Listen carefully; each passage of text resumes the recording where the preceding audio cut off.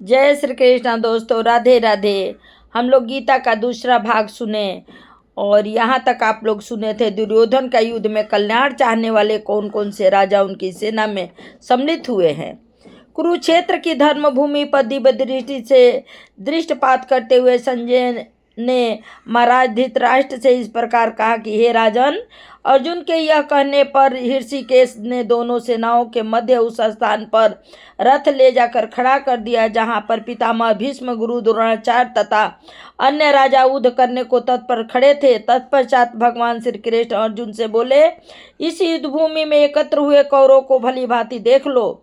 इसके बाद पितापुत्र अर्जुन ने उन दोनों ही सेनाओं में स्थित पिता के भाइयों को, चाचाओं को, पितामहों, आचार्यों, मामाओं, भाइयों, पुत्रों, पौत्रों, मित्रों, ससुरों तथा अन्य बहुत से आत्मीय जनों को देखा। इस प्रकार उन खड़े हुए युद्ध को तत्पर बंधु बांधवों को देखकर अर्जुन का हृदय गहन करुणा और विषाद से भर उठा और वह भाव विह्वल होते हुए भगवान श्री कृष्ण से बोला, हे कृष्ण, युद्ध करने को तत्पर खड़े हुए इन आत्मीय जनों को देखकर मेरे अंग प्रत्यंग शिथिल हो रहे हैं, मेरा मुख सूख रहा है और मेरे शरीर में रोमांच युक्त कंपन होने लगे हैं। मेरे हाथों से गांडीव छूट रहा है, मेरी त्वचा में जलन सी होने लगी है तथा मेरा मन भ्रमित हो उठा है।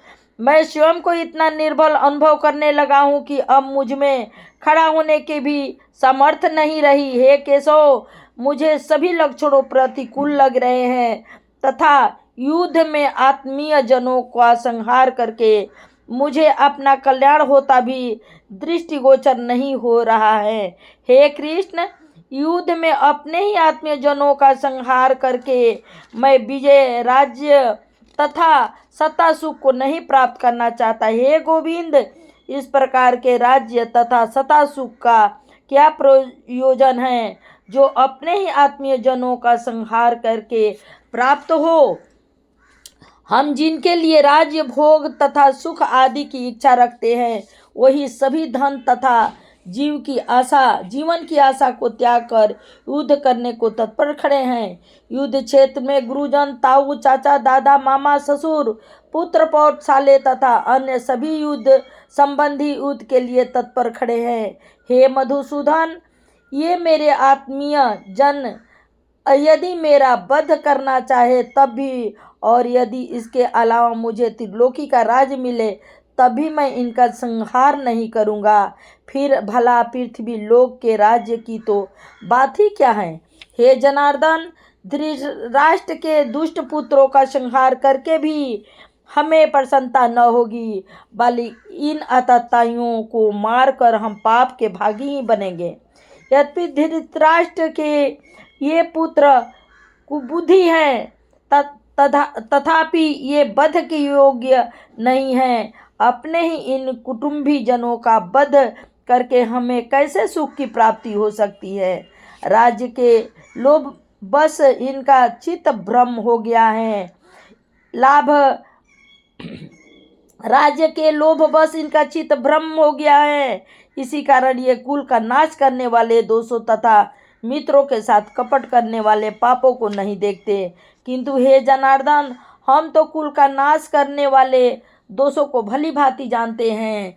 तब हम लोगों को तो इस पाप से दूर रहने का विचार करना ही चाहिए। हे मधुसूदन, कुल का नाश हो जाने से सनातन कुल धर्म नष्ट हो जाते हैं। सनातन कुल धर्म के नष्ट हो जाने से संपूर्ण कुल को पाप आच्छादित कर लेता है। तब हे कृष्ण, पाप के अधिक बढ़ जाने से कुल स्त्रियां धर्म मार्ग से च्युत होने लगती हैं।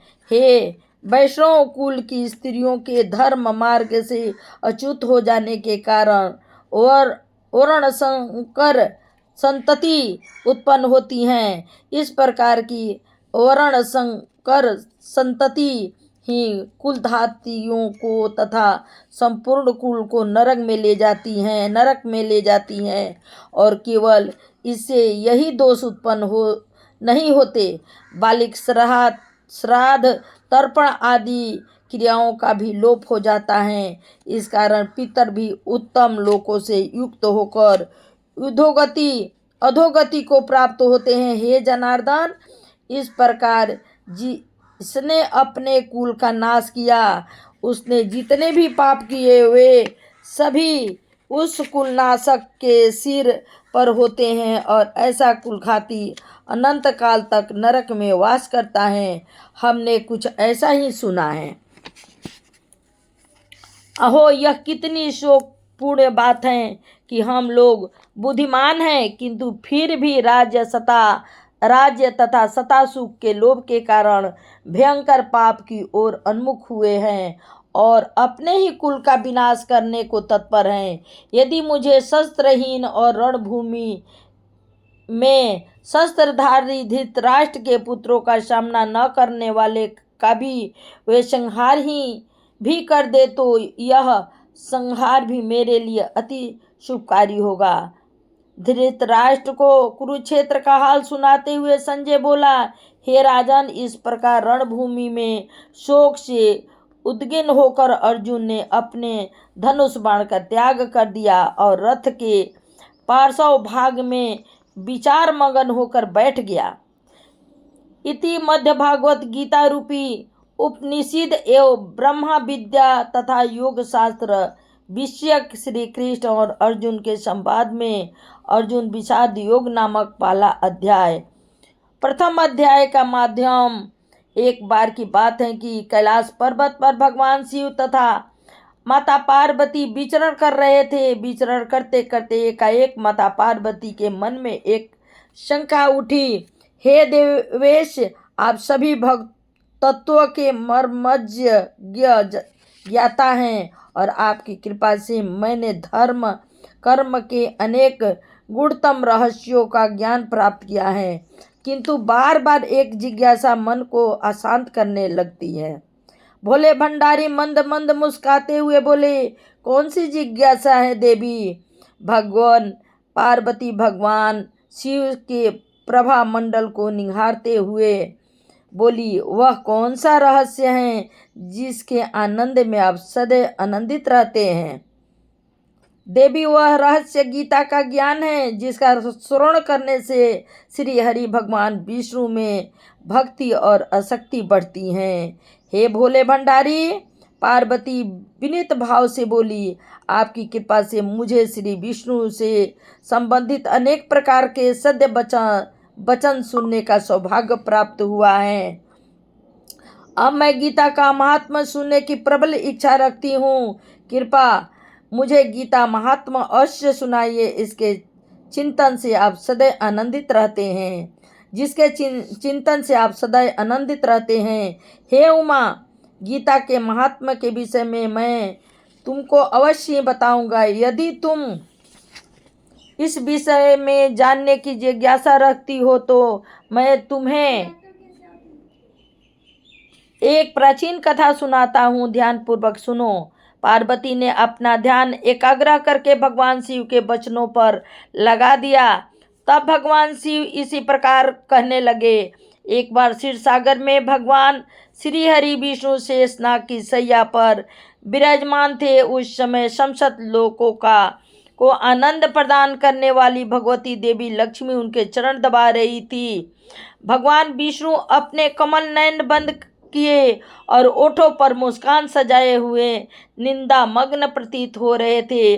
तब देवी लक्ष्मी ने उन्हें निंद्रा से जगाने का प्रयास करते हुए कहा, भगवान, आप संपूर्ण जगत का पालन करते हुए भी अपने ऐश्वर्य के प्रति उदासीन से होकर शेष सैया पर इसी क्षीर सागर में निंदा मग्न प्रतीत हो रहे हैं। इसका क्या कारण है? तब भगवान विष्णु बोले, हे प्रिय लक्ष्मी, मैं तुमको अवश्य निंद्रा में मग्न प्रतीत होता हूँ, किंतु उस अवस्था में भी मैं तत्व का अनुसरण करने वाली अंतर्दृष्टि द्वारा अपने ही महेश्वर तेज का साक्षात्कार कर रहा होता हूँ। इस महेश्वर तेज का योगी जन भी अपनी कुशाग्र बुद्धि के द्वारा अपने अंतःकरण में नित्य दर्शन करते रहते हैं। यही माहेश्वर तेज वेदों का सार है तथा गीता का ज्ञान है। यह तेज अजय अमर प्रकाश स्वरूप आत्मस्वरूप रोग शोक से रहित अखंड आनंद का पुंज निस्पंद निष्पद तथा दैव भाव से पूरी तरह रहित हैं। इस जगत का प्राणधार भी यही है, तेज हैं, और मैं इसी का अनुभव करता रहता हूँ। इसी कारण मैं तुम्हें निद्रा मगन प्रतीत होता हूँ। तो आप यहाँ तक दूसरा भाग आप लोग सुने। अब आगे का तीसरा भाग मैं और गीता का ज्ञान का सुनाऊंगी। जय श्री कृष्णा। राधे राधे।